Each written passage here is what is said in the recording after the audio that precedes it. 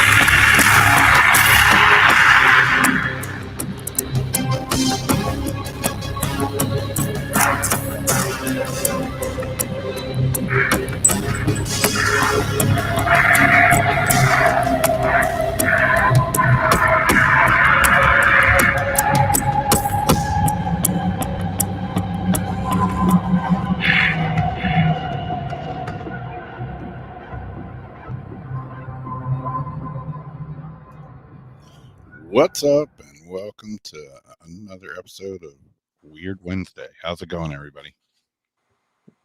Hey, What's up, Jamie? what's up? Trying to get caught up on these comments and all these windows that I'm trying to close down because they keep popping up. You know, What's really going on? last minute, Jamatron over here. Oh, that always sounds fun. Yeah, it's like, why do these windows start just popping up?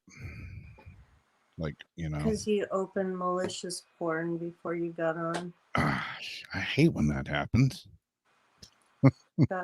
Forgot to clear your browser. Yep. Run that malware scan. Yep, maybe that was it. So how's everybody doing? Oh, speaking of Malicious porn. Yeah, or malicious words, I just want to put it out there for our dear friend Lori. She was not calling anybody any type of slut or anything when she got kicked off Facebook. The last time we were on, we were doing a ghost box session, and either somebody had flagged the comment or Facebook did. And when people are writing what they hear the box say, we're not in control of what comes out of the box. And so she was a little upset that her account got under review for it and didn't want anybody thinking, because it was under the pretenses of bullying and harassment, that she would ever bully or harass anybody. And I can agree, knowing Lori, she would not do that. So if anybody saw that was offended. And here's a little salute for Facebook.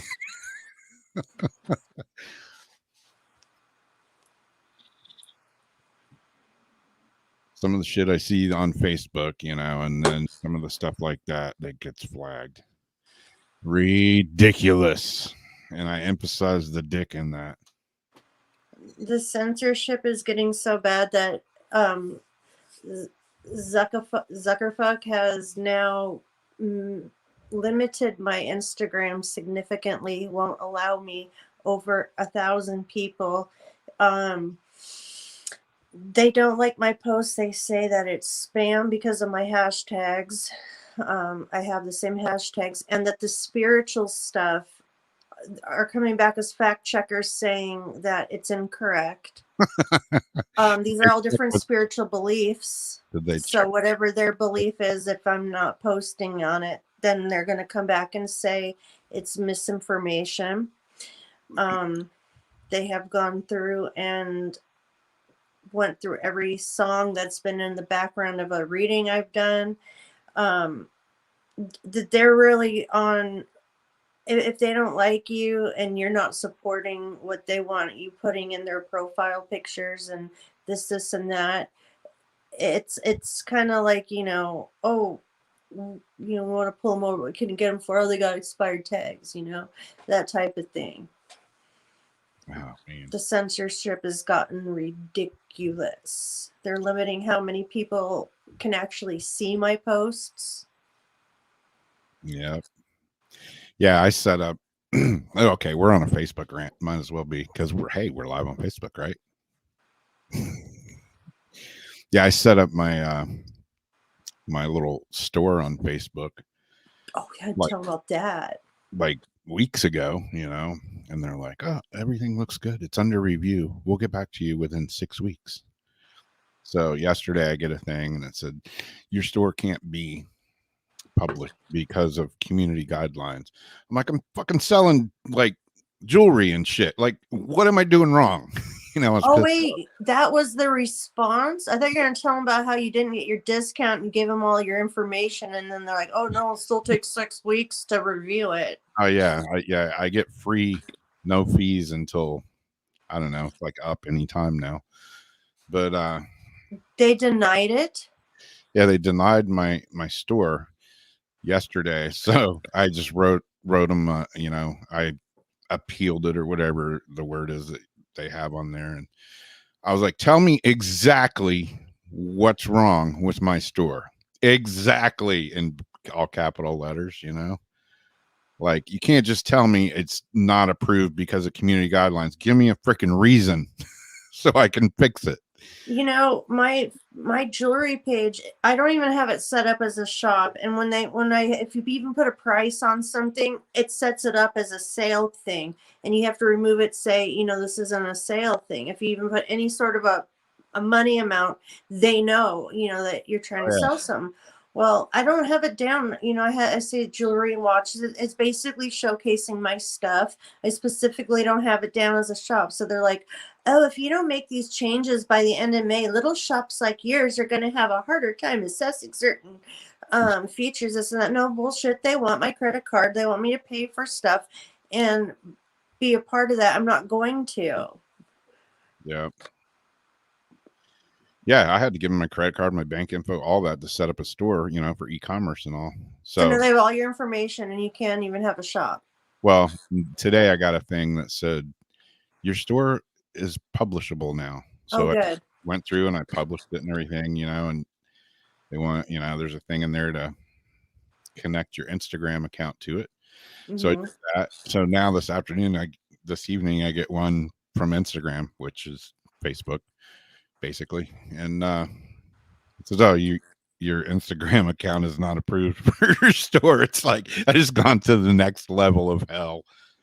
It's like, God, man. So that they accepted your appeal, so some bot just automatically stopped you until you put in a review, and then a live person had to actually do something. Maybe so. I don't know.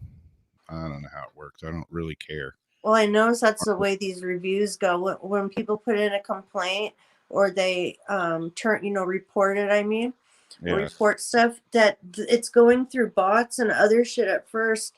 And then once you actually, if you can appeal or send an email to them, and then a physical human looks at your stuff, it's usually a lot different. Yeah. It used to be you could go tweet it out and people would have a shit fit about it and then all of a sudden fix it. Yeah. Yeah, I can't believe Paranormal Soup got away. It didn't get flagged last weekend with LA. Oh, I was sure. Yeah, I was sure that one was going to go down. That was a good one, though. Yeah, Lori, I have my own website. It's up, but it's not totally active yet. So that's why I guess my Instagram store hasn't been approved yet because my website's not all the way working. I'm glad you got that appeal, though. Yeah, I still don't know if it's viewable to anybody but me. I don't know. Well, let's see. Let me tell you. It's a pain in the ass. I was like, if they give me another bullshit reason, I'm just gonna delete it all and I'm just gonna go band it and just. Okay, I can see your store. Can you? Okay, cool. I see your last posts. I could send you a message. I have it liked. Cool. Well, at least that part of it's solved. Yeah. Yay. Yeah, I did that. I don't know how many weeks ago, 2 months ago, whatever. And then how do I do this? You know, their bots or algorithm or whatever can catch something that I say, like, you know, right now, but yet something like that can't get approved for 6 weeks. It makes no sense, man. I don't know why I can't share it though to my page from here. Oh wait. Yeah, Zary, on my business. I have Instagram, but my business has it too. I was able to put it on my story page. Link to your store. Cool.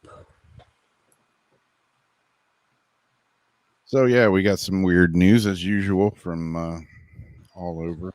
All over. Are you gonna start it off, or do you want me to? Oh, sure, I can start it off, I suppose. This is something. Man, StreamYard, come on. Come on, man.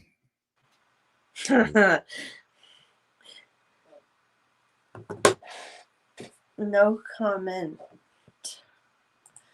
Come on, man. Come on, man. All right. This is something, you know, you don't usually see in Florida. But yet. That's no. From a potty? The 2021 dumpster fire. It's a bird, it's a plane. No, it's falling ice. Wait, what? A Palm City homeowner had a large, heavy piece of ice fall through their home's roof Wednesday, according to the Martin County Sheriff's Office. Deputies posted a Facebook writing, a startling start to the morning for a homeowner in Danforth community in Palm City, Florida, after a large, solid, heavy piece of ice fell from the sky and landed on the home's roof. Photos posted show a hole in the roof and a very large and thick piece of ice on the ground. You know, and it's like, it's a big chunk of ice, but I wonder how big it actually was before it hit the house, you know, because it's melting halfway down. But deputies said there was no injuries and no other reports of damage, but yet there's no explanation of where the falling ice came from. It came from an airplane. Oh, I mean, come on. That's what I'm thinking. It had to come from. Like, where else is falling ice gonna? You know, it's airplane potty. Could have been a UFO or a UAP. Now that they've changed the name for God knows what reason. It's always going to be a UFO. Exactly. It's the day and age where, you know. And that sounds too close to WAP. Yeah. The day and age wings and pizza can't be just what it is. We got to come up with another name for it. Yeah. Yeah, same with me, Zach. I mean, I've like, at one point, I was really trying to get kicked off Facebook, and they just never. You really do. And yeah, I've got friends like, you know, like Lori. She just says one word, they flag her. You know, it's like, really? I've said way worse than that on Facebook. Yep.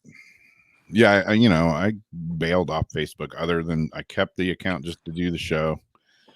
And I didn't post anything on Facebook for a long time. And then I was getting ready to, I was trying to figure out how to delete it, but still be able to do the show. And then I was like, wait a minute. I'm just going to use Facebook for my business, you know? I use it for paranormal and for whatever. I'm just using it as it is what it is, and it is what it is. So, body of a missing man found inside of a dinosaur statue. I hate when that happens. I think this was thanks to Zach. Was it Zach that tagged us on this one? The body of a missing man was found inside a papier-mâché dinosaur statue in a suburb of Barcelona, Spanish police reported. Police said a father and son noticed a smell coming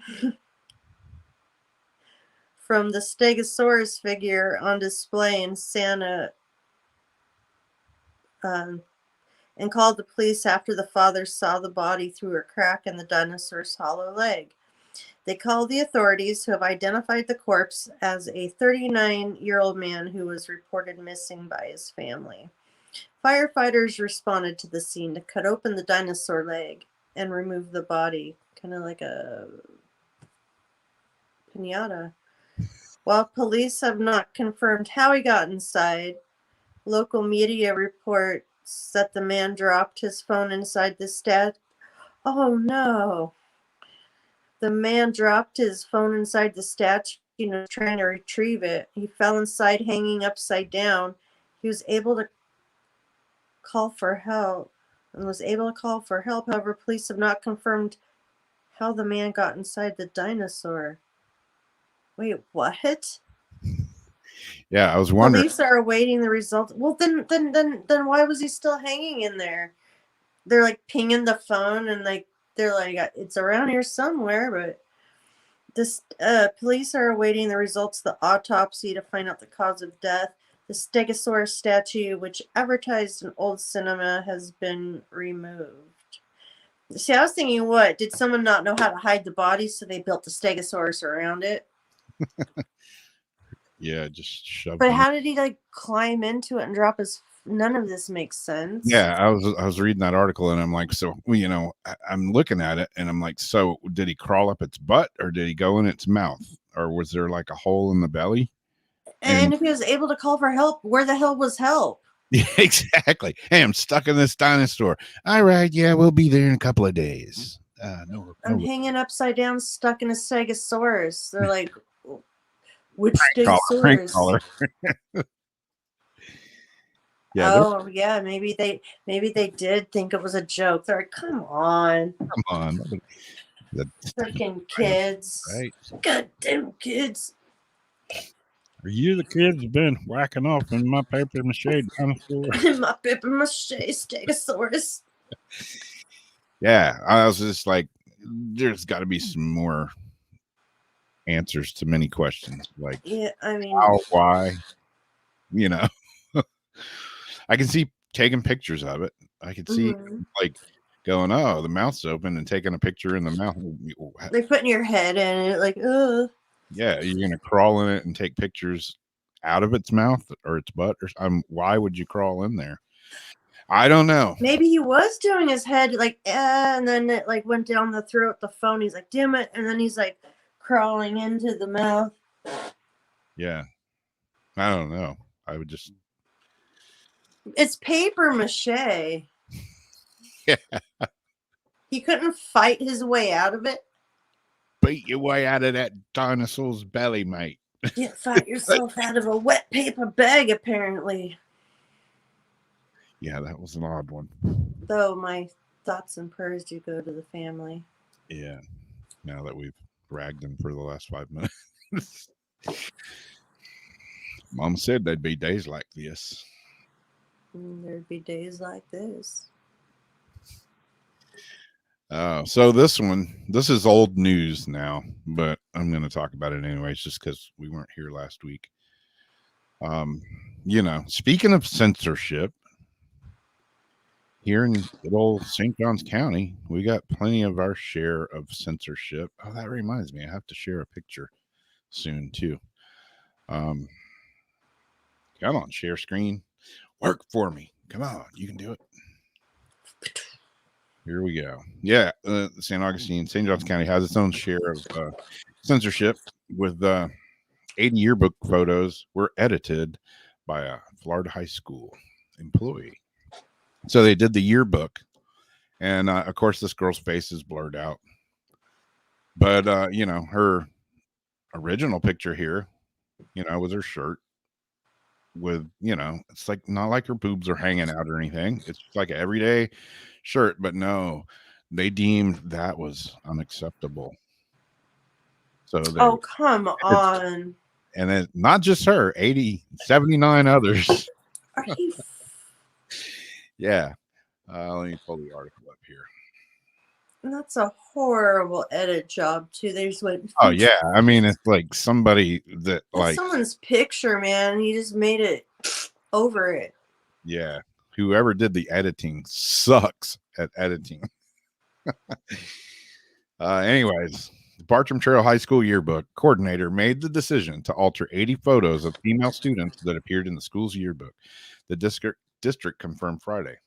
Ann Irwin, an employee of the school, had the final say of what went in the yearbook and was in charge of the adjustments of the photos, the district said.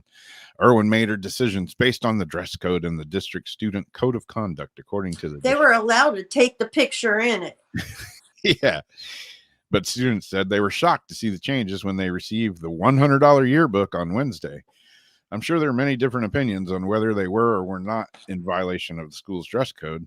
A district spokesperson told the News Jax 4 on Friday. The dress code guidelines are in our student code of conduct, but enforcement of the dress code just happens at the school level and differs from administration to administration. The goal of the altered photos appeared to be to make the students' clothing more modest, with changes that covered up the shoulders and the chest areas of just the students. Oh, fuck.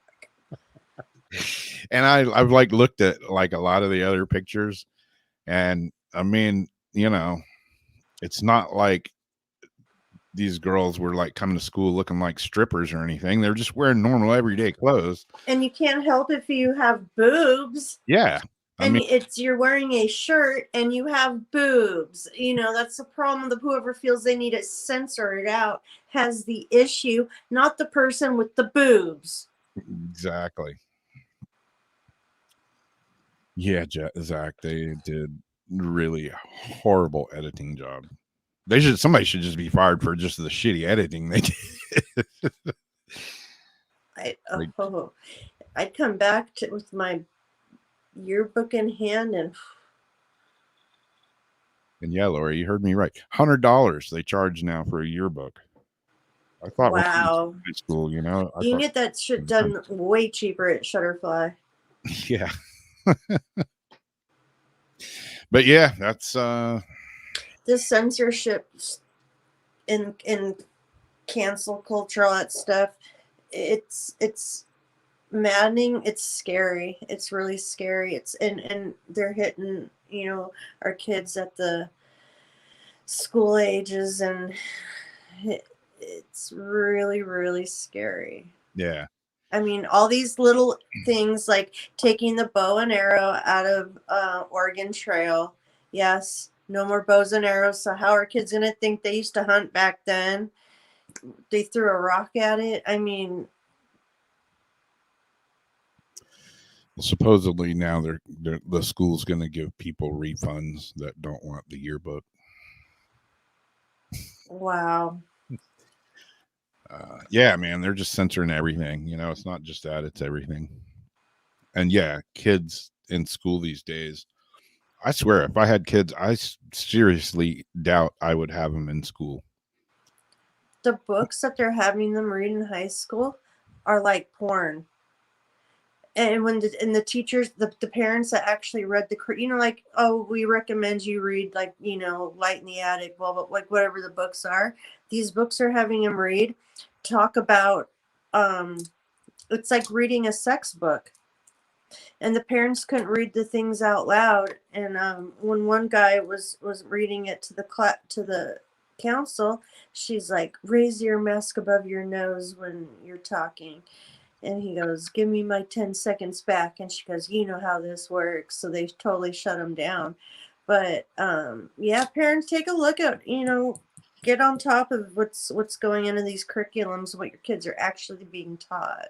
And I'm a teacher. I have a lot of respect for teachers and things, but not for what's going on right now. Just see what your kids are learning. Yeah, I would seriously not have my kids in school. I would definitely homeschool. Whatever. And just like that kid that called in the other night on Paranormal Soup, 13 years old.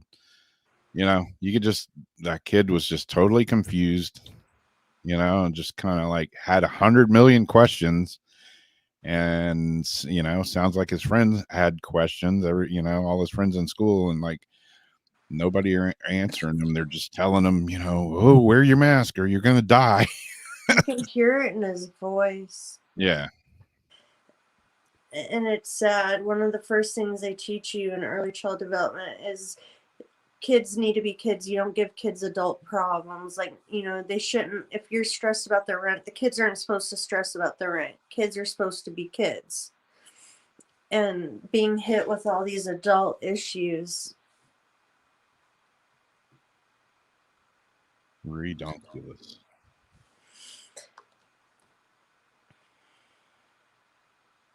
That yearbook thing has me pissed, though. So,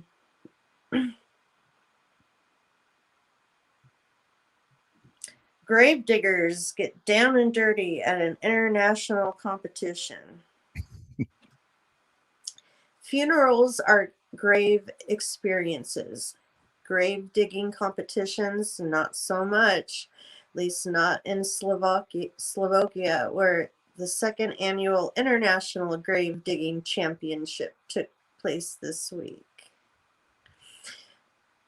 11 two-member teams from Slovakia, Poland, and Hungary got down and dirty to see who could dig the best grave in the fastest time using only shovels and picks, according to The Guardian.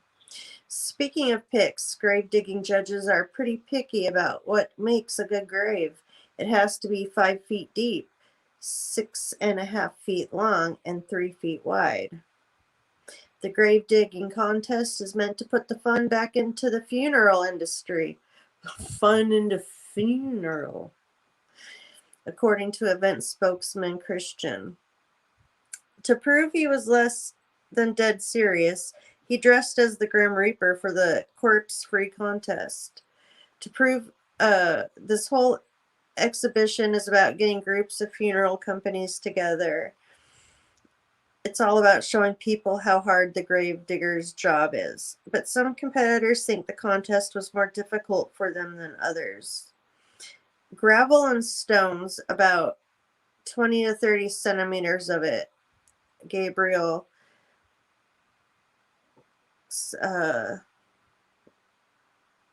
gripe to AP. The others didn't have that. The Slovakian brothers, 43 and 41, respectively, buried the competition by digging a perfect grave in 54 minutes. They buried the competition. Their grave was also the neatest, judges noted. I'm happy we won. It's a satisfaction after 15 years in the job. I had to focus on speed today, but usually when the weather is nice and I can chat with my brother, it's my dream job, he added. So, yes. Grave diggers have fun, too. So, I mean, I get this. This is traditionally how graves were dug, but in today's day and age, it's a backhoe. Yeah, they don't use shovels like that. So if this guy's been digging graves like this for 15 years, he's badass. Caterpillar out there. Yeah.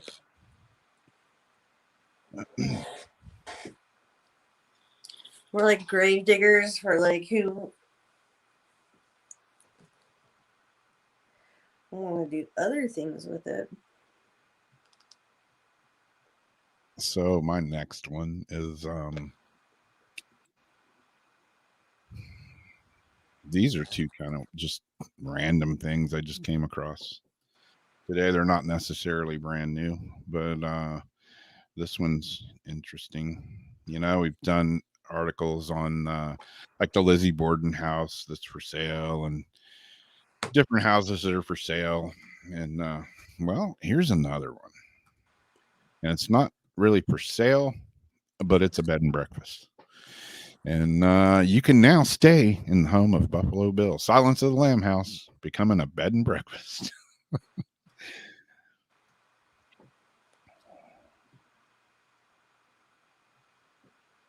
In Pennsylvania, fans of the classic thriller The Silence of the Lambs will soon be able to stay in a house featured in the movie.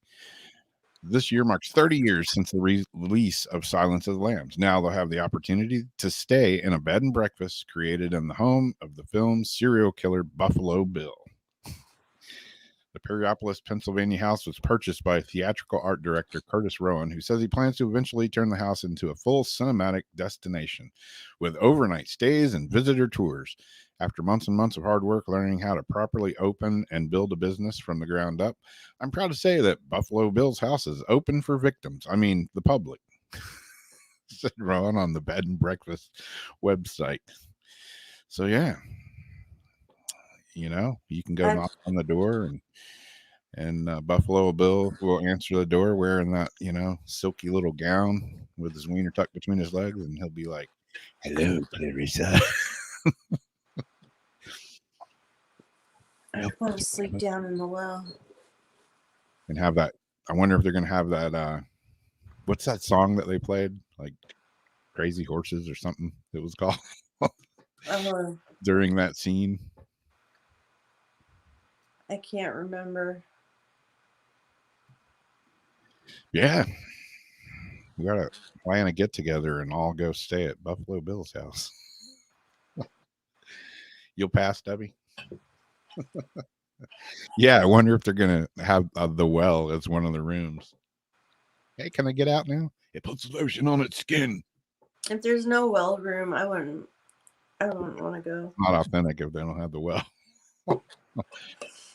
They lower your little, you know, lower your breakfast to you in a bucket with a rope. Mm-hmm.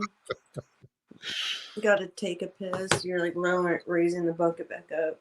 Shoot you with a hose to wake you up in the morning. Yeah, showered. Yeah, the shower is a hose. It all is a hose. So, spotted off of California. A white dolphin spotted swimming with a pod off of California. And this is really cool. I sent you. I figured out how to edit some of these videos and crop some stuff out. I sent it to your phone, but I don't know if it's going to work. Yeah, I think I got it. A whale watching tour in California was treated to a rare sight when a white dolphin was spotted swimming with a pod a few miles off the coast.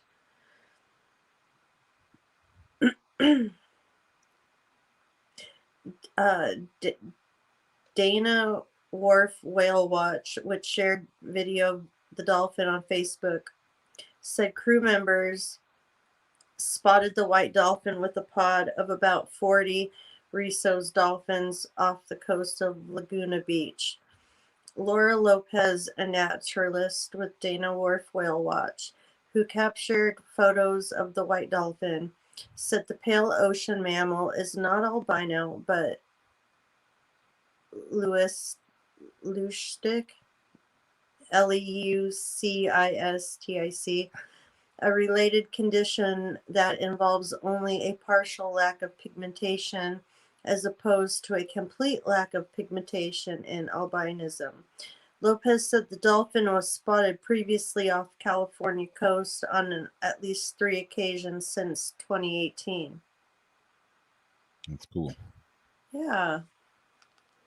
I've seen them all swimming together, and it's cool. Here at the alligator farm, they have some albino alligators that are really cool. Solid white alligators. But what's even weirder than that, remember the cistern I was telling you about? It used to be in the old house that I grew up in. It was on the back porch. And here goes my weird brain again, remembering weird shit. Yeah, the cistern that was there, we would go like open the door to it, you know, and look down into this black tank of abyss, and it used to scare the hell out of me. But you know how kids are, you know, curiosity killed the cat. So we'd always have to go look in this thing. And me and my stepbrother went and opened it one day. And it's the first and the only time I have ever seen an albino cockroach. What? Like a couple of big roaches and, crawling around in the inside of it. And there was a solid white roach, an albino roach. It was a real cockroach, not one of them like water bugs? No, it was a full-on, looked just like the others, but it was white. Wow. Either that or it was a ghost roach. Yeah. No, it was weird. We still talk about that to this day. The white cockroach.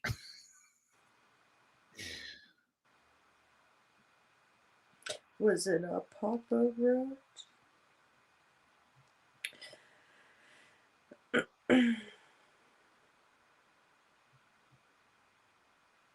This is kind of cool. An impossible quasi-crystal was forged in the world's first nuclear bomb test. At 5:29 a.m. on the morning of July 16, 1945, in the state of New Mexico, a dreadful slice of history was made.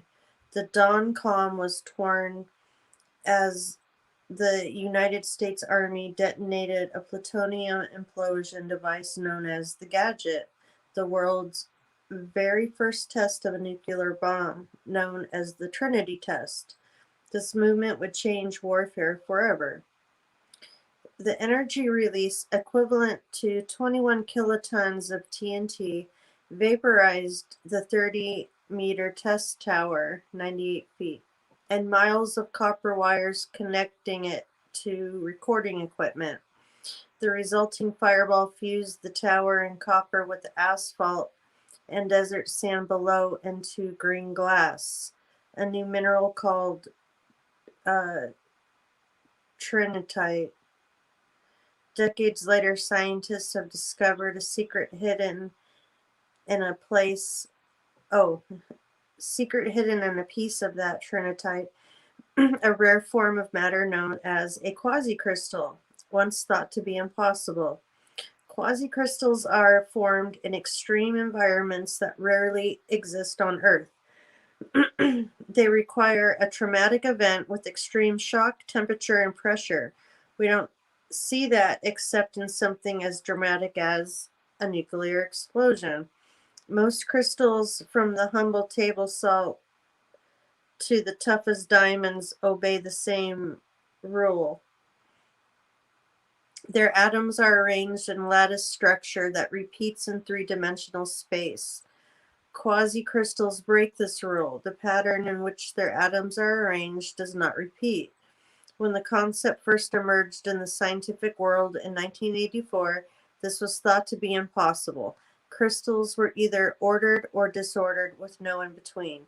Then they were actually found, both created in laboratory settings and in the wild, deep inside meteorites, forged by thermodynamic shock from events like a hypervelocity impact. Knowing that extreme conditions are required to produce quasi-crystals, a team of scientists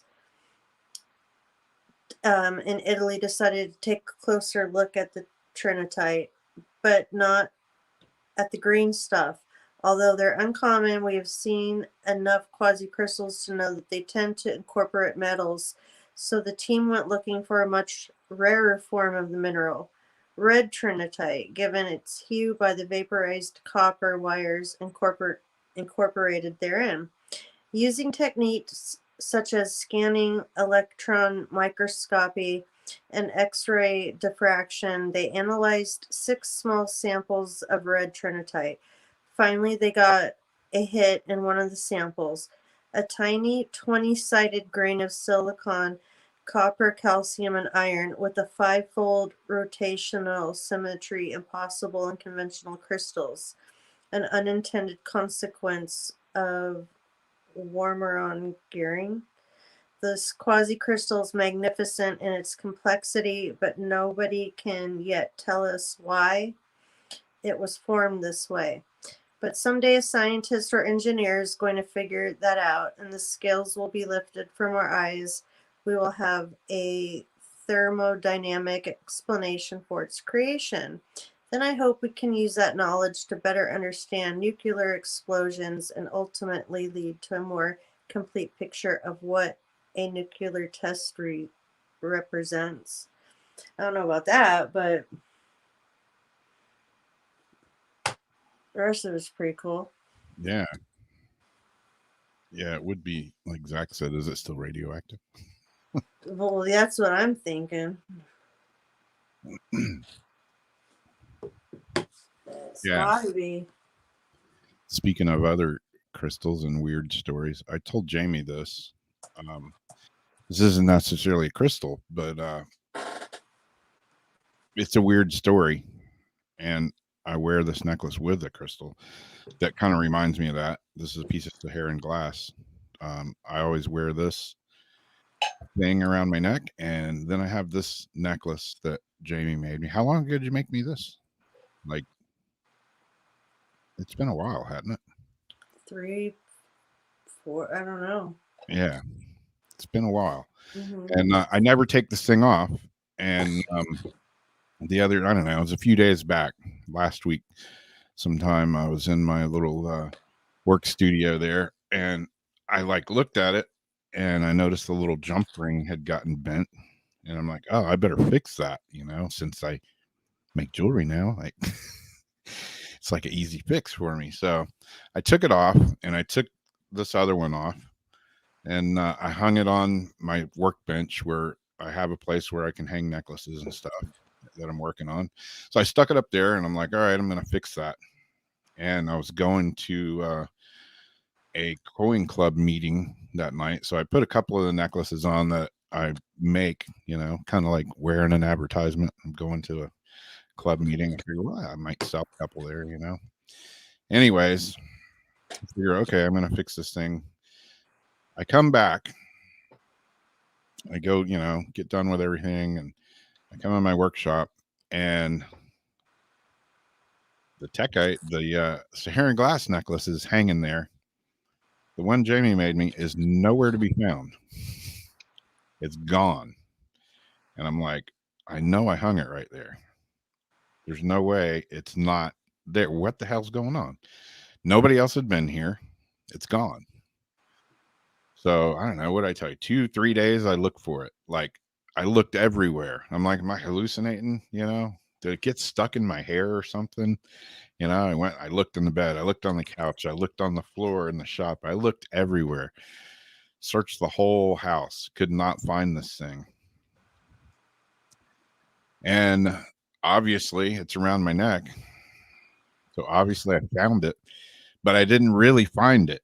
Well, I did, but the way I found it was I woke up the other morning, and I was like, all right, I'm going to go jump in the shower, and I go in the bathroom, getting ready to jump in the shower, and I look in the mirror, and I'm like, what the necklace is around my neck. So can anybody explain how it got there? Because I didn't put it there. I had been looking for it for 3 days. Yeah, gremlins took it, Azariana, and apparently gremlins put it back around my neck in my sleep. Either that or I slept walked and found it and put it on my neck that night, which I seriously doubt that happened. So yeah, it was returned, and I was asking Darcy, I'm like, have you seen this necklace anywhere? And she's like, nope. She's like, it'll just show up though. You know how things disappear around here and they just show up again. And I'm like, yeah, well, it showed up. It showed up around my neck. Is that the same one that was wet that time you had the dream, and then the chain of it was wet? Yes. Yeah, it's on a different rope now. When you sent it to me originally, it was on a braided hemp strand, and that finally it was getting really thin in the back, and there was a really thin spot in it. So I changed it to a leather cord because I was afraid it was going to break and I was going to lose it. But yeah, it's the same necklace. when I woke up one morning and it was like somebody had like dunked it in a cup of water. The whole thing was like wet. But wasn't it like on the floor and you had like a dream or something? I can't remember. I just remember there was something weird that happened, and then all of a sudden you're like, and it was on the floor, but it was like wet. There was no like water for it, like no water around it, but it was like wet. Yeah. And then there was like a dream, but I can't remember. I can't remember. I need to write all this stuff down. How many times have we been told to do that? Well, you know what? My mom had a really crazy dream the other night that she actually did get up and write it down in the morning. We were able to figure it all out, but it was cool that she had done that. Yeah, I had a weird dream. I haven't told you about that one. It had you and Jason in it, and me. I'll have to tell you about that one.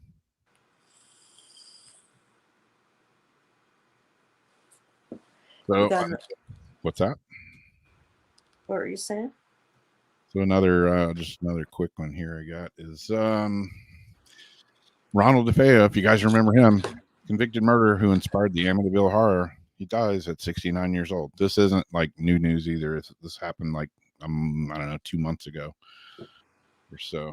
But I can't remember the girl that was on Jaden's show that had been talking to DeFeo like back and forth and was doing the remote viewing and stuff with him.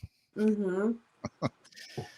Yeah, it was just weird in itself. But yeah, Ronald Defeo Jr. was convicted of murdering 6 members of his family and was the inspiration behind the film The Amityville Horror. He died Friday, according to the State Department of Corrections. DeFeo, 69, shocked the nation in 1974 when he went on a rampage and killed his father, mother, 2 brothers, and 2 sisters while they slept in their home in Amityville on the south shore of Long Island. He was convicted on 6 counts of second-degree murder. The home became the basis of the horror movie classic. After another family briefly lived in there about a year after the killings, they claimed the house was haunted. That would be a weird house to live in. I don't know if I'd move into that house.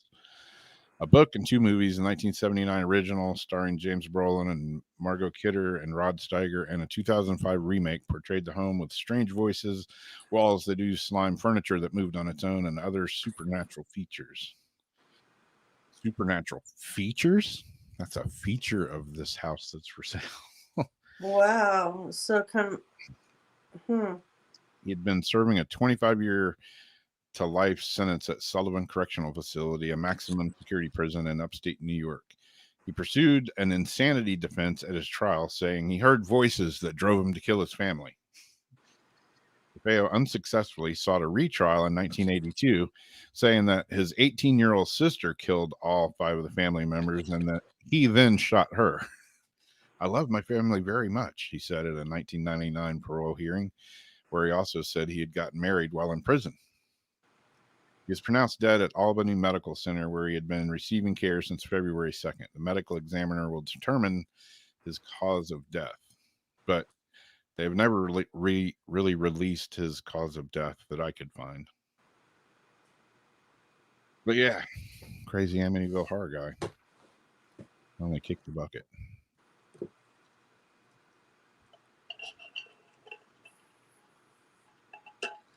Well, the last thing I have is just, everyone's talking about the disclosure, UFOs. There's an article about some Navy pilots. They did an interview, and it's like their accounts of it. For some Navy pilots, UFO sightings were an ordinary event every day for at least a couple of years. And this article was like last week. Oh, May 17. When the Navy pilot first...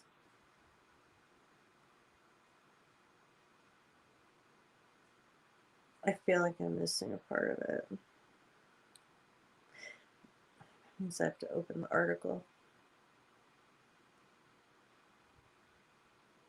Oh no, that's right. When the Navy pilot first spotted the strange object hovering in restricted airspace off the Atlantic coast, he was stunned. No exhaust plume, no visible engine, and all the makings of something secret, something mysterious, or something dangerous. But years later, Ryan Graves sounded almost bored as he recounted for a national television audience his history with unidentified aerial UAPs, better known as UFOs. It's a UFO. It's a UFO. Perhaps because for him and some of his former Navy colleagues, such sightings became a regular occurrence. Every day, Graves said in an interview with CBS 60 Minutes, every day for at least a couple of years.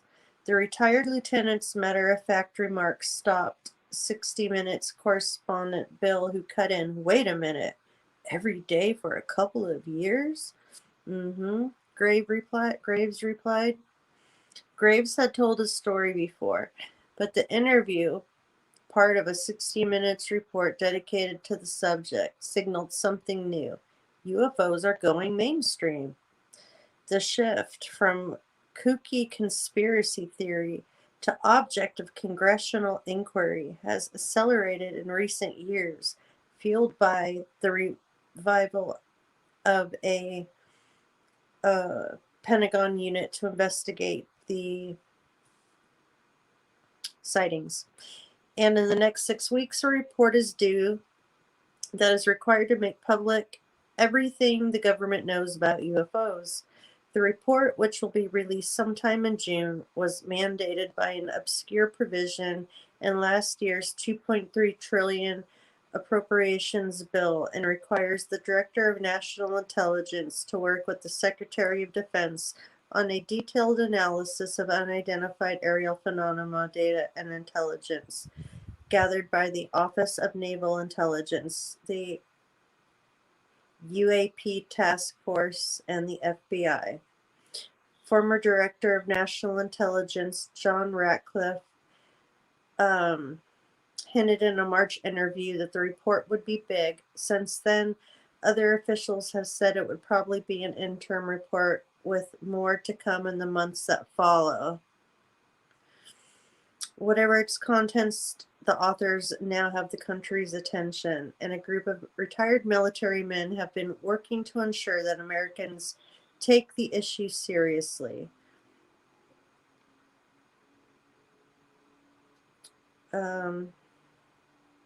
So then they're just talking about why now we need to take this serious. So yeah, what do you think? You think that we're gonna get one big disclosure? You think they're gonna, spoon feed pieces out at a time? I don't know. I think they're going to tell the truth? Hell No. Hell no. I think they've got to say something. They've got to say something. They can't just go, we're going to push it back. I mean, they could. They've done that before. Or we're going to give it another 6 months. But I think they're in a position now where they have to say something. What they're going to say, I don't know. Yeah, they could just spill the beans and say, hey, this is the deal. This is what we got. Or they could just say, yeah, we've seen stuff and we don't know what it is. Basically, they've already said that, So I don't know. What's everybody think they're going to say? Think they're just going to make some BS up, or they're going to actually tell us, some meat and potatoes of the UFOs? Like actually give us the reports and the paperwork and each account that a pilot or someone has, reported on. Are we going to, get to see all that? I have no idea what to expect. Exactly. Yeah, like Freedom Bird just said, I just posted that disclosure video on my Facebook page as well, and I watched it, and I mean it kind of goes down LA goes down his own rabbit hole on that one in some parts, but there's some pretty I mean, if everything that he showed in that is actually real footage, there's some damn good UFO footage. I'm not going to call it whatever the hell they try to change the name to now, WAPs or whatever. But there's some pretty astonishing unidentified flying object footage in that, and there's just like testimony after testimony of people that are talking about their experiences. So yeah, if you haven't got a chance to check it out, it's definitely worth a watch. Yeah, like Azariana says, you know, they've been visiting. I think they've been visiting us for years, for like hundreds of years, thousands of years. I mean, there's freaking pictures of UFOs and spacemen in caves. What carved into rock? What more? Chiseled into stone and rock. Yeah, I mean, come on, man. It's on a spray can. You're chiseling sculptures. That's a lot of work. Did those cavemen just have a hell of an imagination? Did they go out and eat some funky mushrooms they found, and next thing you know, they're in a dark cave painting spacemen on the wall? I mean, really? Come on. Yeah. I mean, yeah, they made pictures of stuff they see, you know, animals, you know, trees.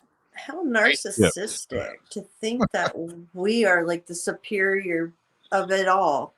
We're probably, as far as intelligence goes, we're way down the totem pole on that one. We've destroyed our planet. We were given a utopia with everything that we would ever need. And look what we've done to it. Yeah.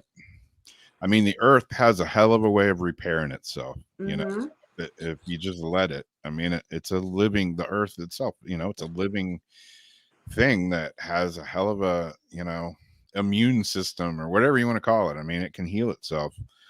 Obviously, you know, when the pandemic first started happening, you know, you saw the skies out there in California, all over the world, even places like India and China. It's like, holy shit, there's like sun and clouds up there after all. You know, it's not just smog. You know, the skies in LA, like nice sunny clouds and stuff, and didn't have that funky haze over it, you know. I still think we ought to like just have, you know, a couple of weeks or 1 month out of the year where we just all go dark, you know, and let the earth kind of fix itself over a month. Let the air clean up. Well, isn't that what like spare the air days and stuff were like kind of supposed to be? Supposedly, yeah. But I agree. We definitely need to do something. You know, like fire, you know, burns the forest down, but then like new growth comes from that, and the earth is always repairing like that, almost like how our body, our organs and everything repair itself over a certain amount of time. Yeah. But it doesn't help, and asshats are going and making it worse. Polluting up the water. And yeah. You wouldn't trust Biden signing a treaty with alien species, Zach? I wouldn't trust him signing his own damn name. I wouldn't trust him signing, a check or anything. Signing into whatever. Yeah. I don't think we need, well, you know, people like us, we don't need the government to tell us UFOs are real, you know? It would be cool if they would admit it. But, you know, it pisses me off more that they're just like, they try to keep it a secret. I mean, obviously, anywhere you look, there's more and more and more UFO sightings and people dealing with it. So something's happening. I still don't understand. I was going to do a story tonight that had some pictures of UFOs that were actually pretty decent. They were pretty good. And like I say, in that disclosure movie, there's some pretty good evidence in that. But I still don't understand why, with the cameras, the phones, and everything that we have nowadays, like all the UFO sightings, all the Bigfoot sightings, they all look like shit. They're always blurry. They're always pixelated. You know, it's like I have to really try hard to, make my iPhone take a shitty picture. I don't get it. I had a hard time though, to be honest, like trying to get the train of lights because I had the street light in front of me at first. Yeah. And so it was making, it halo out, and then because you have the two cameras, two separate lens glares, whatever. But then once I got in front of it, I was able to get better pictures. But yeah, I mean, I get taking them at night, even my camera. I mean, you got to really, like the airplanes. I try to take pictures of our planes because we're by an airport, and I get pretty shitty, like where it's like, okay, if this was something I was trying to show, you still wouldn't know what the hell it was. Like, it looks like shit. Yeah. Yeah, but I've seen pictures and video like in the daytime. I can't remember what story it was. I think Jason did it last week, and the guy shot footage with his GoPro. Mm-hmm. GoPros, and they take phenomenal crystal clear. It was the drone. Pristine photos. Yeah, I've got 2 drones sitting right here, and they take like 4K crystal clear pictures. Even the night pictures come out awesome. It's like movie quality. Yeah, and I've seen drone pictures, and they're all blurry. I'm like, how the hell does your drone take blurry pictures if you've got to? They run it through a blurry app. Yeah, something. I don't know. Is they like intentionally making them blurry? I don't know. Weird. We should order a pizza. A pizza? Yeah, let's order a pizza. We could.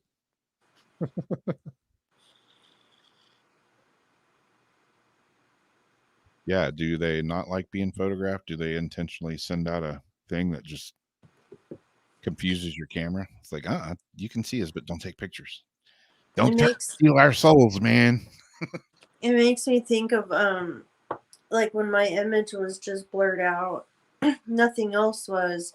But when Jeff and I would go to that train car, the Byron train crash, and the first time we started visiting there, I would walk around, put my hands on the train, and like absorb the energy. And there was an instance where, and sometimes I study a little bit before I go somewhere new, but for the most part, I'll get enough information to know like kind of where to go and stuff, but I don't read what other people say till I get back because I don't want to be influenced by anything and have my own experience. Well, there was like a case, I was like holding onto the train car and absorbing the energy and all that. And I could hear a knocking on the door. So I'm like, Jeff, what are you doing? I said, I'm doing EVP. So then I laid the phone down inside doing EVPs, and I was like, touching the train. And the tape recorder was inside. And then there's like this banging. I'm like, Jeff, stop. I'm like trying to get these EVPs. And I kept hearing the banging. Jeff, damn it, I'm trying to get these EVPs. So I get pissed. I go around to the back. He's all the damn way down at the car and still looking for a battery. He was like nowhere around the train. Turns out later on, when I looked it up, a lot of people, that's one of the biggest things that, because people were trapped in there and burned, banging on the train car. But I had gone up to the front and was standing in this area, like where the wheel is, and Jeff was like taking pictures, and all of a sudden I just started to like cry. Like when you get that overwhelming, just like sadness, like something wanted me to feel what they felt. And I just started just bawling, and I was like I'm like, stop recording, because I was like crying, and it was really weird. Yeah. Well, he was still recording and everything. And then after he goes, here, let's take some pictures. So I was standing there and taking the pictures. And when we went back and looked at him, every picture from the moment of me crying and all that, only my face was blurred out. So like where I had no face, the train, everything else, the rest of my body, everything else was like perfectly fine. Wow. But different areas of me standing on the side of the train, the front of it, like from that moment, that time period, my face was completely blurred. Wow. Yeah, it's weird how some stuff like that can happen. Like they want you to experience it. And then there was a time we were inside where I was playing the story on YouTube and it was dark. And it was weird because all the lights actually went out the same time the story had said how the lights went out, like before the accident. And they talked about like this lantern and with like this one flickering like candle. But it was so weird because it was like they totally wanted us to like feel this experience. Yeah. Yeah, I've had that happen before, you know, like different kind of versions of that. Like, you know, the graveyard down the road from my house that I talked about, I would be fine in that place, feel totally fine. If I went over to the right side of that graveyard, it would just be like instant, like I'd want to puke, like just instant nausea. If I left that side, I'd be like within a minute or two, I'd feel fine again. But something on that side of the graveyard used to just like hit me hard. I don't have no idea still to this day exactly what it was, but there's another graveyard that I'd go to. And the first time I went there, I think Sam was with me. We were just walking around, you know, looking, taking pictures and looking at different graves and stuff. And she kind of went her way. I went my way. And I've been back there several times, and it always happens. If I go to the very back of that graveyard, over on the left-hand back corner of that graveyard, the first time I went back there, I'm just walking around, you know, just feeling fine. And next thing you know, I got like tears rolling down my face. And I'm like, what's happening?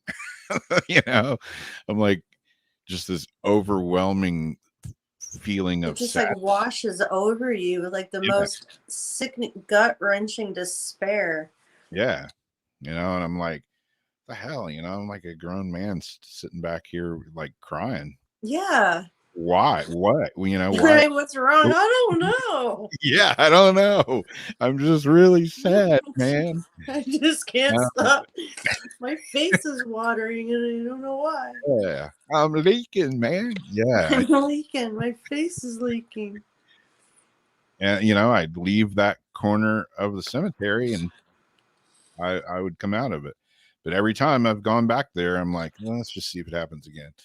You know, and I'll just be walking around. I get over to that weird section of the cemetery, and it's just like this overwhelming doom and gloom and sadness feeling comes over me.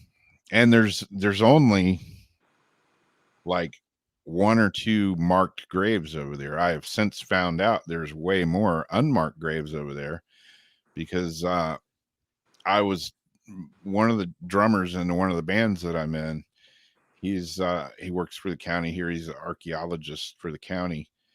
And part of his job is going around to all these places and, you know, taking like samples and finding out, you know, what's going on, what's in the ground there, all kinds of stuff. And I just happened to mention to him one day, we're talking, you know, after a band practice or a gig or something. And he always asks me about weird paranormal stuff because he's kind of into it too. And I said, yeah, I went to, you ever heard of this cemetery? I told him the name.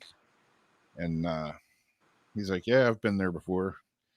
And I said, dude, I had the weirdest thing happen to me.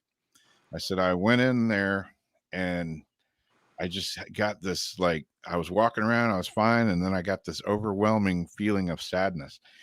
And he like interrupts me and he's like, was it all the way to the back to the left-hand side?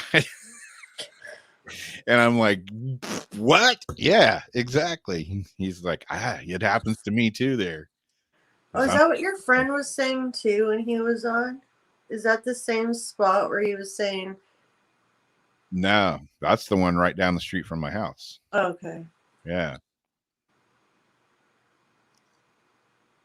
Yeah, that one's like, as the crow flies, probably a mile from here at the most. Probably not even that.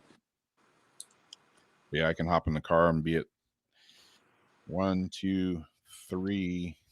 There's 4 cemeteries that I can get in my car and be at in like 2 minutes from my house.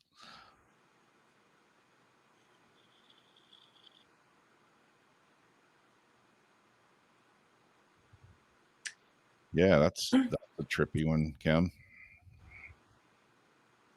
Yeah, I know a lot of people, like I noticed a lot of graveyards, the bodies are always buried in one direction.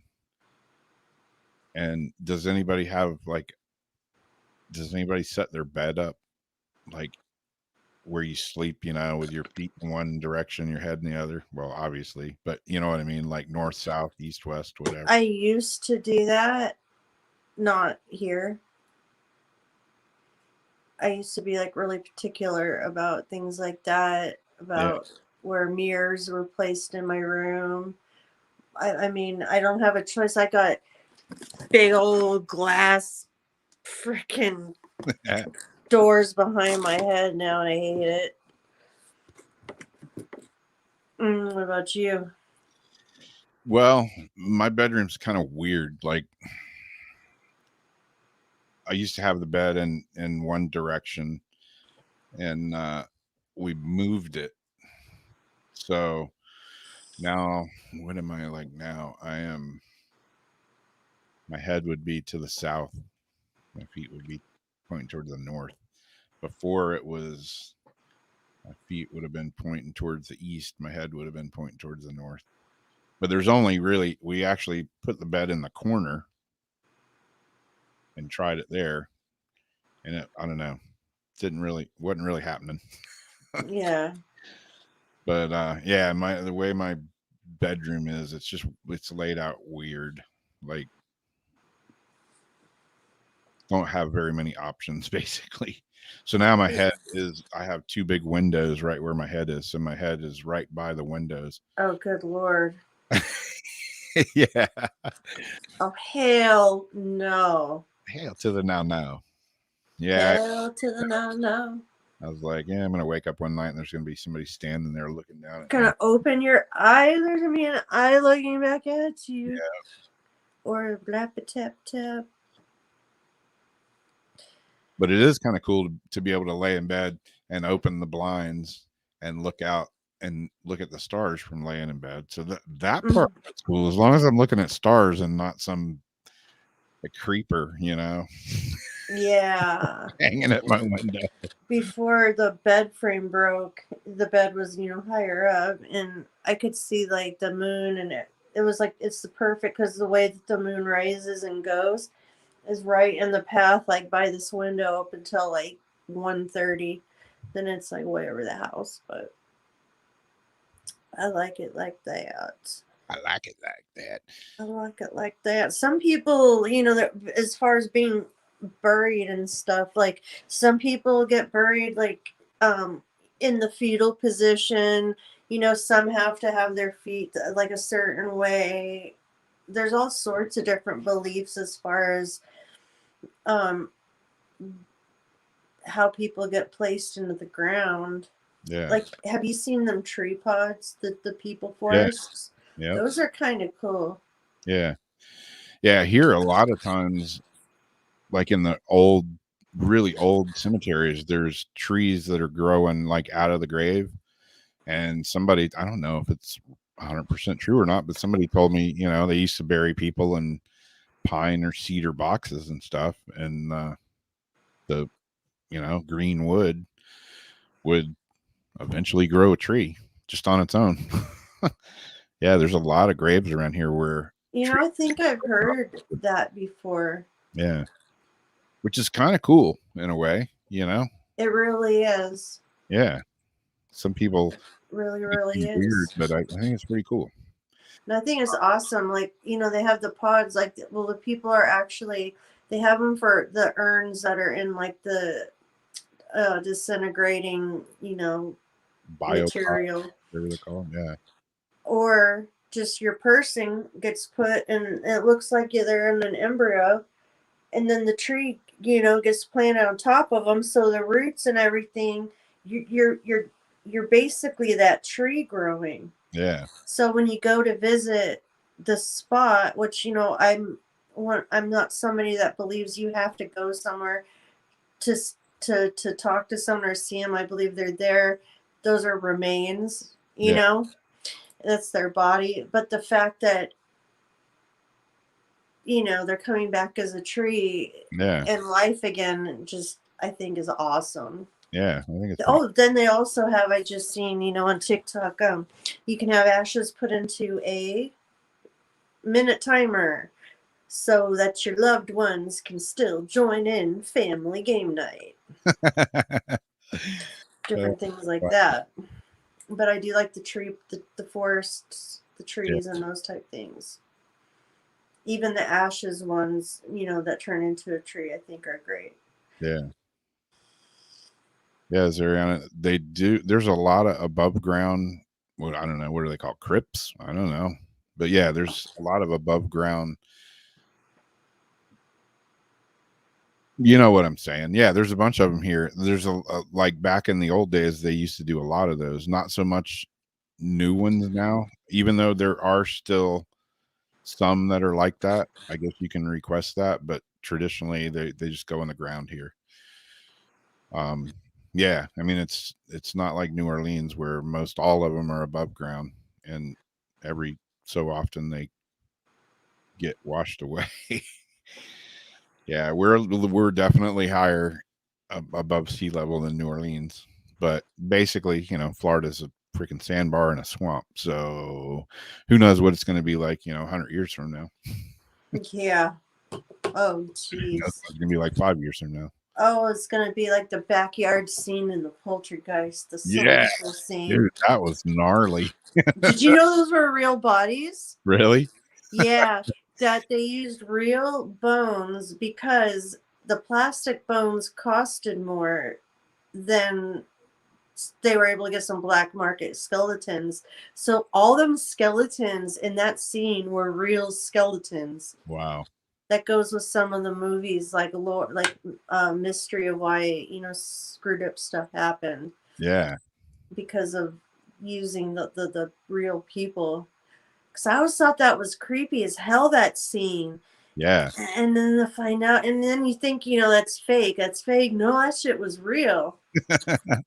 There was a lot of weird stuff that happened during the making of that film too. Well, yeah. A lot of weird accidents, a lot of weird like paranormal stuff that really like happened all along the making of that film. And they attributed a lot of it to the bones. Yeah. The bones. Yeah, like you were saying, you don't necessarily like believe you have to go to somebody's gravesite to talk to them. I mean, you can talk to people, your relatives, your loved ones, friends, whatever. I think you can just talk to them anytime you want. I do go to the cemetery a lot and talk to people. I go out and see my mom where she's at now, and I just like the other day it hit me like I've always gone out there and like seen where my dad's buried, and I'll like hang out. My dad, my uncle, my grandparents, and I'll talk to them and stuff. But I do the same thing here, but it is still a nice, peaceful place to sit and have a conversation, and it's a personal, special moment you're still having. Yeah. Like I went out there the other day, and it really hit me hard that I went out there, and I'm like, damn. My mom's gone. My dad's gone. My stepdad's gone. My grandparents are gone. I got an uncle and aunt that's gone. It's like, holy shit. Like all of my family is dead. All the family that I grew up with, they're all dead now. And it really just like smacked the shit out of me. Like I was like, wow. I mean, I knew it, but when I went out there and like I'm just looking at all the names, it's like, holy shit, my whole family is dead and buried here. You know, it's just a weird feeling. I'm like, I'm all alone. Yeah. Sucks. But on to something new. I have a picture here that I thought I would share, and this is relates directly to St. Augustine and how they're building houses here left and right. They're, you know, housing complexes, and just, I mean, today I went out, I was telling Jamie today, I went to a little surf museum that opened up in downtown St. Augustine, and a friend of mine from Hawaii, one of my old team rider guys, him and his wife flew in from Hawaii. They were in town, so my brother and me went downtown to meet him at the surf museum, and we've got some stuff in there, and I hadn't been in there until today, and they're still doing like a grand opening, I think next month or month after that or whatever, but they had it like a soft opening or whatever. Anyways, we went down there and met him, and I'm like, we're going down there, and I'm like, holy shit, what is happening? Like, the traffic today at like 11:30 this morning was insane. Like, you know, this museum is only 2 miles, 3 miles at the most from where I live, and it took us like 20 minutes to get there just because of traffic. Just like traffic backed up everywhere. I did hear there was some kind of crazy high speed chase on I-95, so maybe it was due to that. They were directing traffic, but just any day generally here, traffic is a freaking nightmare because there's too many people here, and there's not enough infrastructure and roads and everything to handle it. And I know that's not just here, that's happening everywhere, like where you guys live. I'm sure, you know, you've seen the growth and everything else. And well, if you see the little logo up there in the right hand corner, the 904 Now, we're Weird Wednesdays on the 904 Now app, and the main guy behind the 904 app, his name's Pete Melfi, and he put up a billboard right down the road from my house. It's like 6 blocks from where I live. It's right on the main drag, and he put up this billboard, and you know, he's got a lot of support for it, but he's got a little shit for it too. I think it's hilarious. Why? Because are there other billboards or? Well, here's the here's the billboard.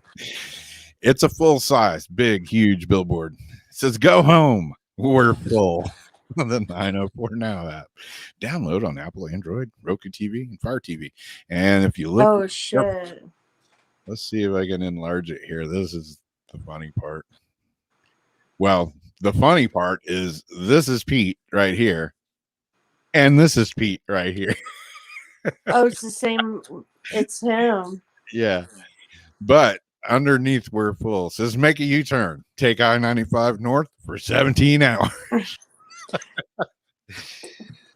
So well, shoot, you know, you can't keep adding stuff. It's like when I was telling my mom when I lived on that road, I used to tell, they'd always stop, where's Delville, which way to Lake Delville? I used to screw with them and tell them, I mean, they were right by it. I'm like, keep going left, take them all the way through Tracy and stuff, like just filter them out and back around again. Yeah, you don't gotta go home, but you can't stay here. Yeah, I mean, it's ridiculous here, you know. It's just, I mean, I've never, ever, ever thought about leaving St. Augustine because I love it here. This is where I was born. This is where I was raised. I got to admit, lately, I've thought about leaving St. Augustine because it's becoming a shit show here. It's ridiculous. Used to be this quiet, I know. Used to be this quiet little town, you know. What is that saying? It used to be a quiet little fishing town with a drinking problems. I can't remember how it goes. But yeah, I mean, when I was growing up, I would go down US 1. Drinking town with the fishing problems. Yeah, that's it. I remember I'd go to, like, driving from here to Jacksonville, when you go down US 1 to Jacksonville, it was basically a 2-lane road through the woods. You would get to a little place called Bayard, and there was a couple of little stores there, and other than that, there was nothing. And now it's 4-lane, just back to back to back to back buildings, houses, this, that, everything, the whole way there. And it's the same way, like going south on US 1. We have a US 1. It's our whole coast. Like, if you take it, you can go all the way, like, south to, like, freaking Oregon. Highway 1. Yeah. Yeah, it's ridiculous. And they just That's keep... it. Let's go to Costa Rica. Yeah. It's just ridiculous here. There's just too many people nowadays. And, you know, like I say, I mean, I had to go 3 miles today. Took like 20 minutes just because of traffic. Ridiculous. That one night was horrible. You were like so close to home. Yeah. Like, you could have just left your truck and walked home. Yeah. And 3 hours later come back and gone and got your truck. Yep. Yeah. I don't remember what you're doing. I think you were towing your boat or something, but it was ridiculous. Yeah. I've always wanted to put a big billboard up like that, and Pete did it. He was talking about doing another one. I'm like, hey, I'll contribute. That's, yeah. Welcome to Florida. Now leave. It's like,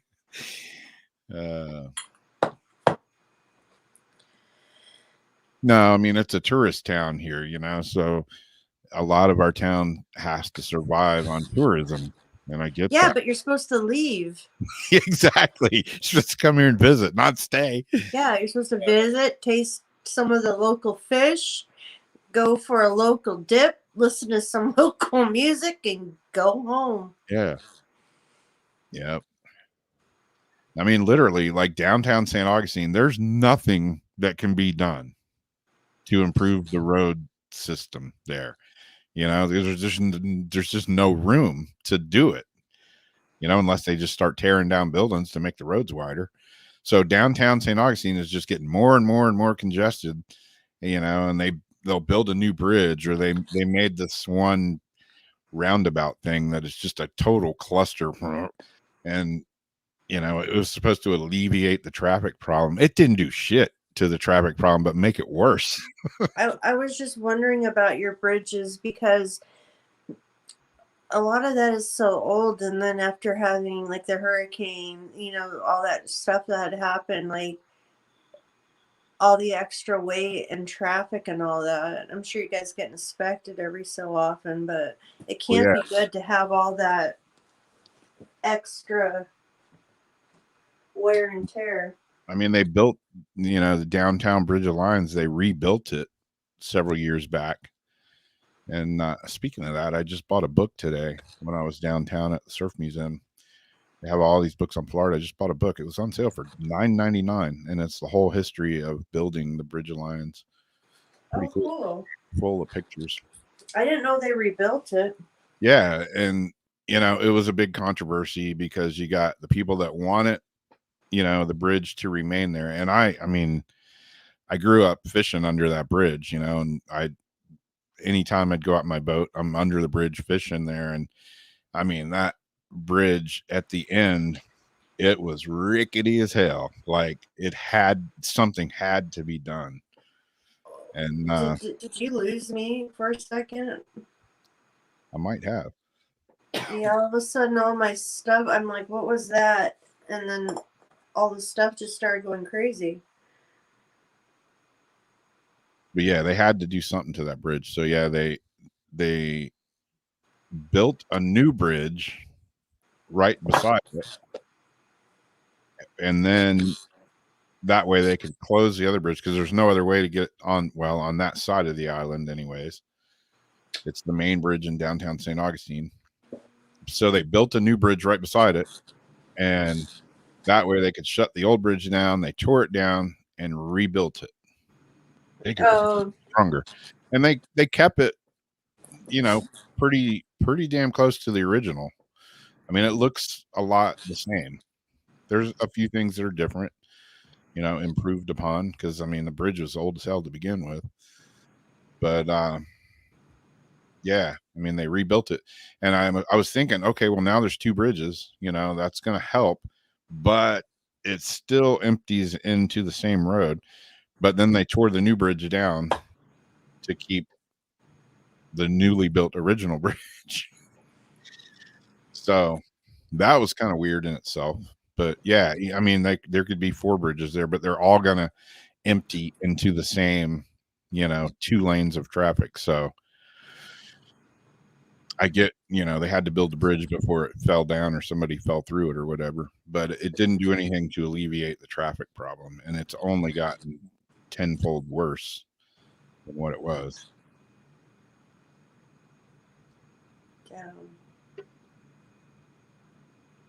There's just no room, especially in downtown St. Augustine, to widen the roads or, make more lanes or anything. So the more and more people that get jammed in there, the tighter it gets and the longer it takes to get from point A to point B. Not to mention people drive like complete fucking idiots.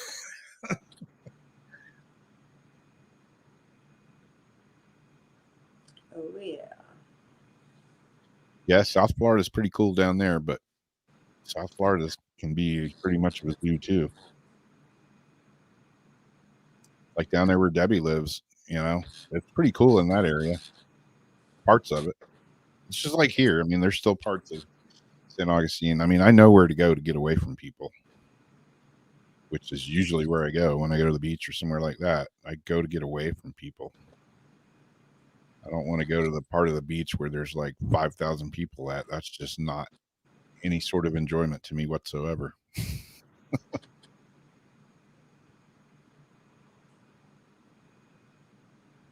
Well, we got half an hour. Do you maybe want to, what you want to do?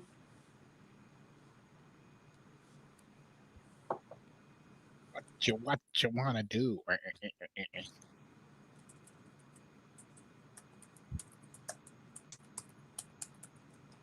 was like trying to think, like I was still thinking about that app and how creepy it was getting. Yeah, that was getting pretty weird, wasn't it? But it takes like a few minutes for it to tune in before the creepiness. So I was kind of thinking a half an hour I might be able to get to some creepiness out of that. Or we can just continue on what we're doing.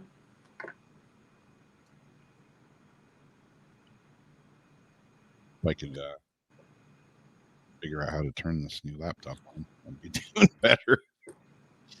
I don't know how to turn it on, man. Thur, thur, thur. That billboard is so freaking funny. Yeah. It's got a little bit of heat over it, but the locals love it. Oh man, Windows. Are you kidding me?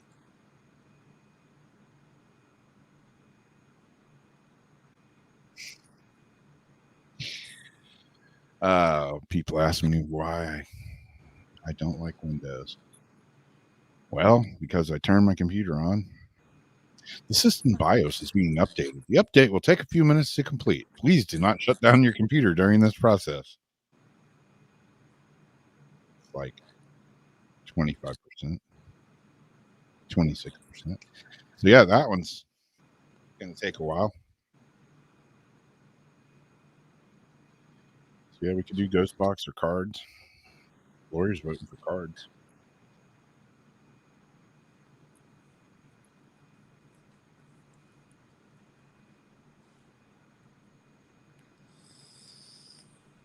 Has anybody been, speaking of bridges, I saw somebody had posted it on Facebook the other day, the bridge tunnel that goes across the Chesapeake Bay. Anybody been across that? Goes across where? Chesapeake Bay. No. Oh, it's awesome. In Florida? No, Chesapeake Bay, Virginia. Oh, no, I was thinking of, wait, what's that, Bass? Okeechobee. Never mind. I was thinking about Okeechobee. Yeah. Yeah, it's a bridge. I don't know how long it is. It's pretty damn long, though. I mean, it goes all the way across the bay. And the first time I went over it, I'd never been over it. Obviously, if it was the first time, that's kind of redundant.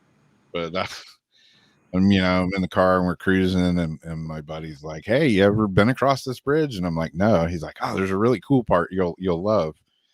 And yeah, you're cruising, and the bay is huge. Like you can't even see the other side. It's like a bridge across the ocean.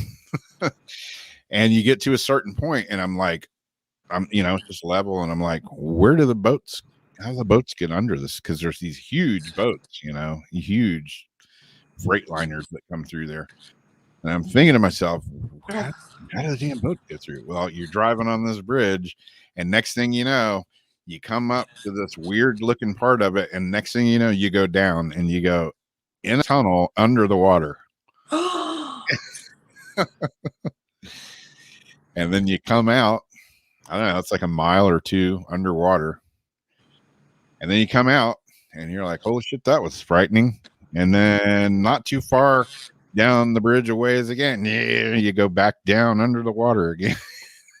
So, no. Do you have any kind of phobias of going underwater in a car? No, I am claustrophobic in a tanning bed. Okay, I can't even imagine. I don't even like to go on a bridge. Like we have our bay bridges. We've got the bridges. Yep.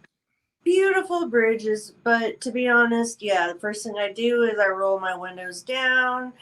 I'm ready for any instance of having to evacuate that vehicle. Yeah. In 1989, I think it was the big earthquake out here. Part of our bridge did collapse. Oh wow. That's being on top of the water. I don't think I could do it. Yeah, there's a place to pull over, like right before you go in the tunnel, and I don't know if that's like the oh shit zone or what. But yeah, right before you go in the tunnel, there's a place to pull over. It's pretty. It's an experience. If I knew it was coming, I can guarantee I'd be having a shit fit. Yeah, it's like a good place to take a nap if you're in the car, as long as you're not driving. I would be like the cat in the window, like, trying to put a cat into a cat carrier. The claws, the legs, all fours, like in the car, just Spider-Manning the roof. Like, there's no way in hell. Yep. But that's just me. There's another bridge when I used to drive up to South Carolina all the time. There's a bridge there that they've since put a new one there, but it is the insanely tall, ricketiest piece of crap bridge. The first time I drove over that thing, I was just thinking, I was praying the whole way over that thing. And there's no room for error on it either. Yeah, it was they I don't know, I can't remember what the name of that bridge was, but yeah, they should have called it the freaking anxiety bridge. I'm not one for heights and stuff like that. I used to be really bad. I'm better with it now, but it's still not my favorite. When I used to construction, it was like, I'm not going on the roof. I can do heights if I know I'm tethered to something. Like if I'm in something or I know I'm somehow tethered to something, I'm cool. But you won't see me walking on the edge of a cliff to take a selfie and shit.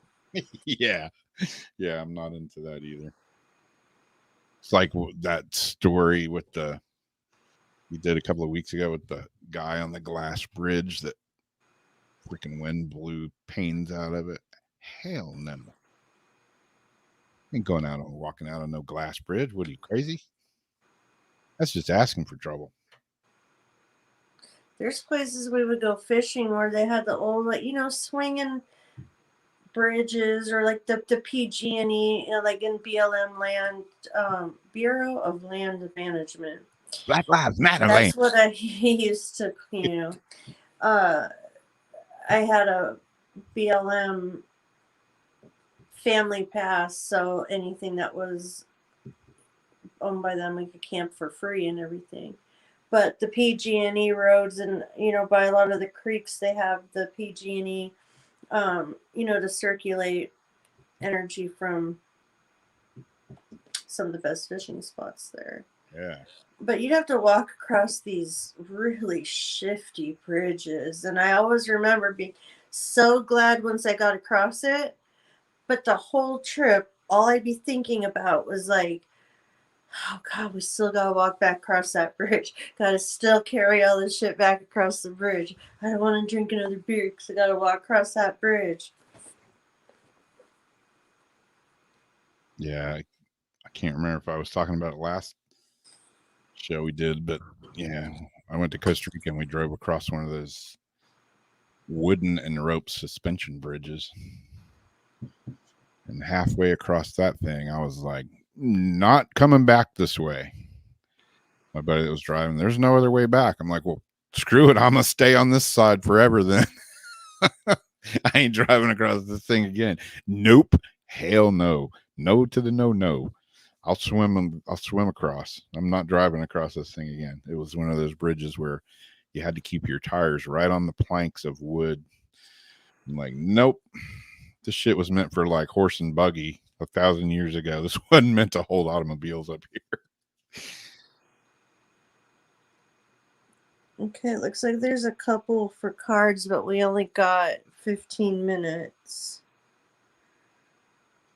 I got so we got Debbie, Lori, and Dawn. Looks like the candidates. Oh geez, what did I do with my glasses? Got my granny glasses. Oh, yeah, I can see now. Wait, I got Lori and who? Postcards from Spirit here in front of me. Pull a couple of those. And Dawn. So who was first? Debbie. All right, see if I can read it with my dimly lit light here because my stupid ring light quit working. What do you get for $24? A light that works 3 months and then stops. Starting out good. I have it upside down.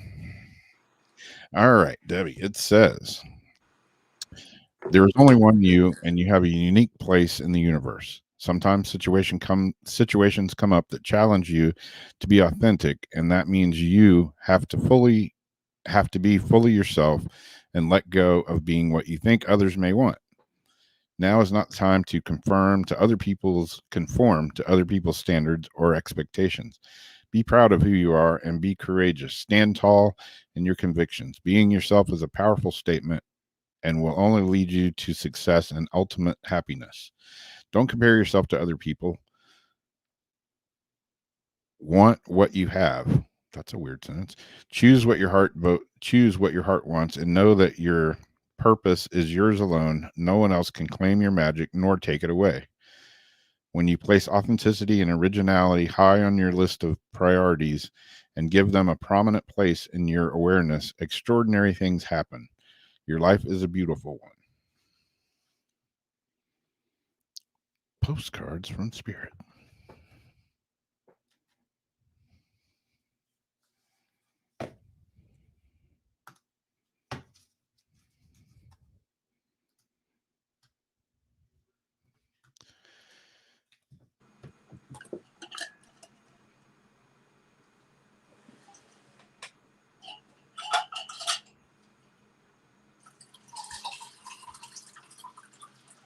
Later on, Zach.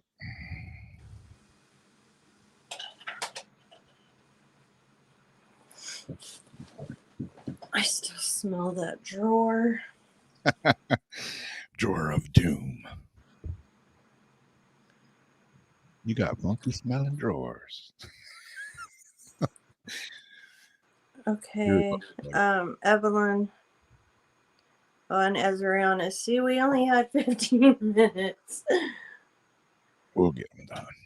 All right. So we got Evelyn and Ezriana also. All right, Evelyn. This card says the common sayings, be in the world but not of it, and wear the world loosely, refer to the need to be engaged with life while not being attached to specific outcomes.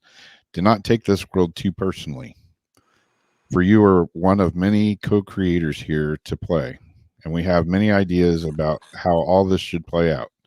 Just know that the outcomes don't matter as much as the presence you bring to each experience and how you let yourself flow through life. There's a real freedom in knowing and accepting this. So will you wear the world loosely, or will it straitjacket you? It's your choice. Whatever happens, have the courage to keep trying to live as you are meant to. When it comes to manifesting, don't worry about the how or even the why. We have that covered. Everything is going to turn out exactly as it should.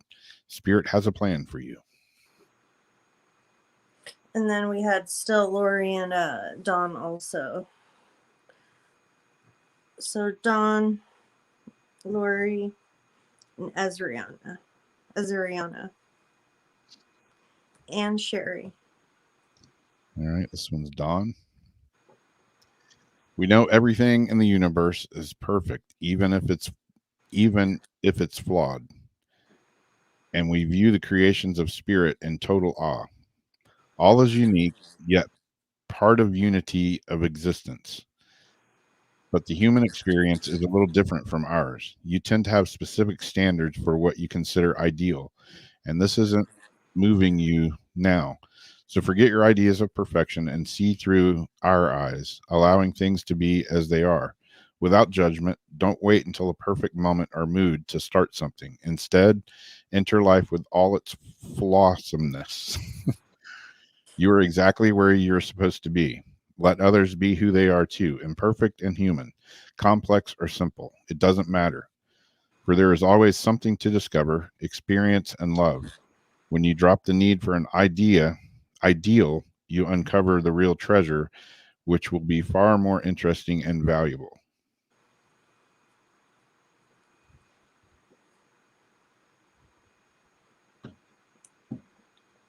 And then we've got Lori.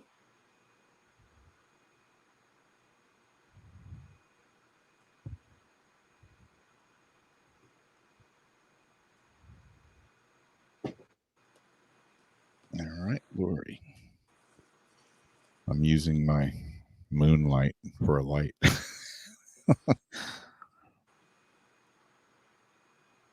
All right, Lori's card. We have a secret for you. The more you think you know, the less you actually do. So if you're willing to keep an open mind, you will avoid the narrow confines of the know-it-all and open up to the unlimited potential that can be discovered only by the curious optimist. Curiosity allows you to discover new things, see the world from a different perspective, and find answers to questions you might not even know you have. Right now, whatever is going on, it's important to know that you are not aware of all the aspects of it. You need to see and make an informed choice. You might be projecting a story that isn't totally true. So moving forward, your mantra could be, I don't know, or that's interesting, as you keep your mind and heart open to new experiences and richer existence overall. All of us over here want you to be all you can be.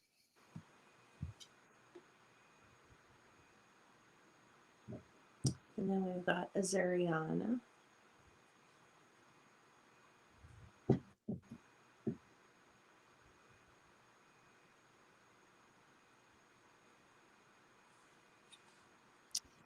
This message from Spirit says, do you know when you stop fighting and accept everything exactly as it is right now, miracles start to happen? There's a freedom in this kind of radical acceptance. Let go of unrealistic expectations and see the things as they really are, not how you'd like them to be. You'll be surprised at how everything seems to fall into place then. When you refuse to accept things, life gets messy. You act messy and your world stays in chaos, tension, and disarray. But don't try to force a change or manipulate circumstances. Instead, learn about what's in front of you and face it with your eyes fully open. Then you can decide or stay or go, sink or swim, move or stay still. Acceptance is the key to freedom and opens the door to real opportunities waiting to be discovered. Set yourself and others free.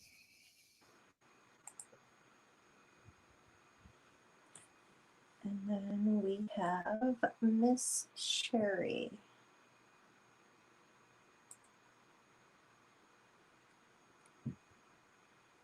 I'm whizzing through these and getting behind them comments.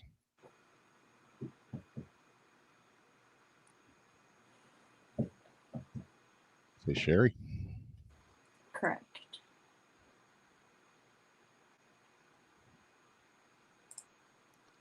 This one says, there are times you get lost but refuse to see your part in things. Happens to everyone. Something feels familiar but sort of off. If you're feeling confused, it's best to throw away that map you're using, which only lets you navigate based on your past experiences.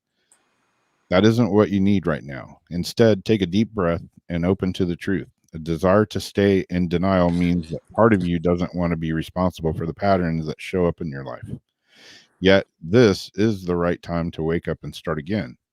By the way, you will always get another chance. You have unlimited chances to start again. We love you much, so much. We really do. Be gentle with yourself. Coming out of denial is like being temporarily blinded by super bright lights. Allow your eyes to adjust. Carry on. Special one. A beautiful life awaits.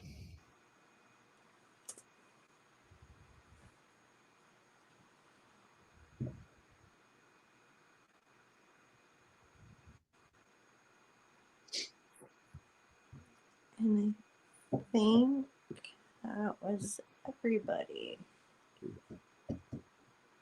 Leave anybody out? William wants one. Whoa. One just flew out of the deck. Flew from the cuckoo's nest. And it says, on Earth, humans learn about life by telling stories and creating new ones based on shared experiences. Eventually, after repeating one often enough, it becomes your main story that you use to define yourself and the world. So to get the answers you seek, you must get vulnerable and hear your story. When you tell it, ask, why do you tell it? Is it really true? What else can be true? You can see the truth that spirit is in all things. Do you see how other stories overlap and intertwine?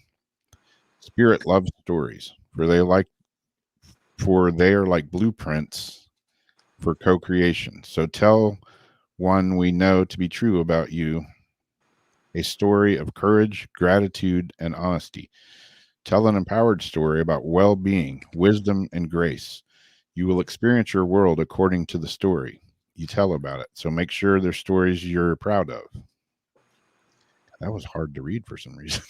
It's like the tongue twister for me.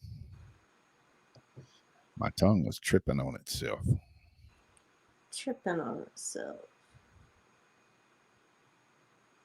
I sent you Sunday's flyer.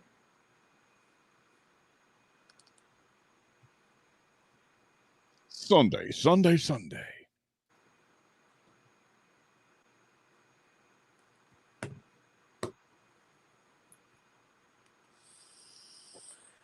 Well, it was a nice, relaxed show tonight with everybody. Yeah. I was getting a little worked up in the beginning there with that yearbook censoring. It's still in my mind. The weird things that we have to put up with these days. Oh, yeah. More to come. Lots more to come. I'm still intrigued about what they're going to talk about as far as the UFOs go. I want to know these things. Yeah, June's going to be interesting. Yeah. Yeah. Remember back in the day when you April's going to be interesting next year. And it's like now it's like, every day is interesting. Yeah, like you hit Google up and it's like, shit, what happened like between last time I checked and sleeping last night? Yeah, exactly. It's like, what kind of shitstorm am I going to wake up to in the morning? Yeah, it's like, wait, what? I look at my inbox. Wait, what? That happened when? Yeah. You were with who? Who, say what, when, how? For how long? All right.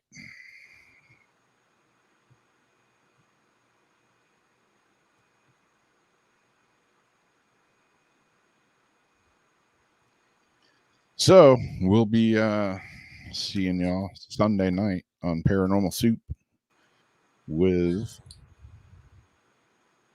Super Share Screen will work with guest Deborah Lynn Katz, author of You Are Psychic. So I don't know if she's going to do any kind of readings or anything online, but those are always popular. And we'll be there Sunday night. Same bat time, same bat channel.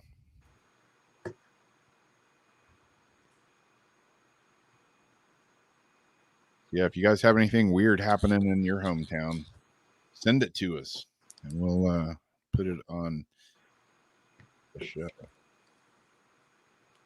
Lori says Sherry was asking a card for her nephew. His name's Rob. Oh, I saw his name's Rob. I thought somebody was talking about me. A nature walk is good healing therapy. Absolutely. And nature can be anywhere. It can be out in the woods. It can be in the middle of no man's land. It could be at the beach. It could be a walk around the neighborhood.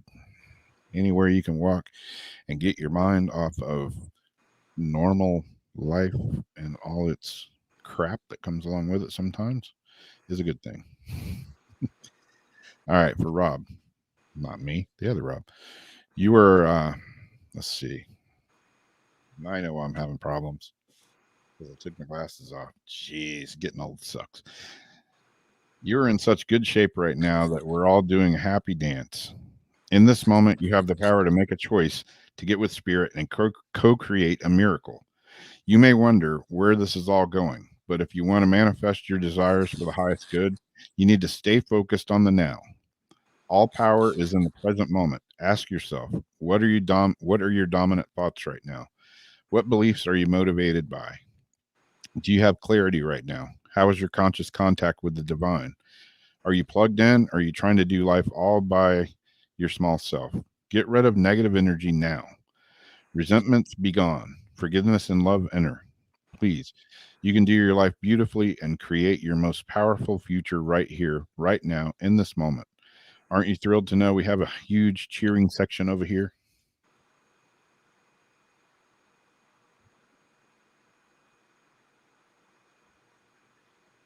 So there you go. Yeah, I lose my glasses. I've got like 6 pairs of glasses around here, and I constantly lose them. My glasses and my shoes. My shoes and my glasses. I'll see you with my nub. Say your nub? Yeah. I had this big, huge firecracker, and it went off in my hand. I'll see you with my nub. Really did it this time. Jerky boys. All right. Thanks for hanging out with us. Another Weird Wednesday down the hatch. We'll be back next week with something else weird on a Wednesday, hence the name Weird Wednesday. We'll catch y'all later. Love all y'all. Thanks for hanging out with us. We'll see you then. Bye-bye. Nice.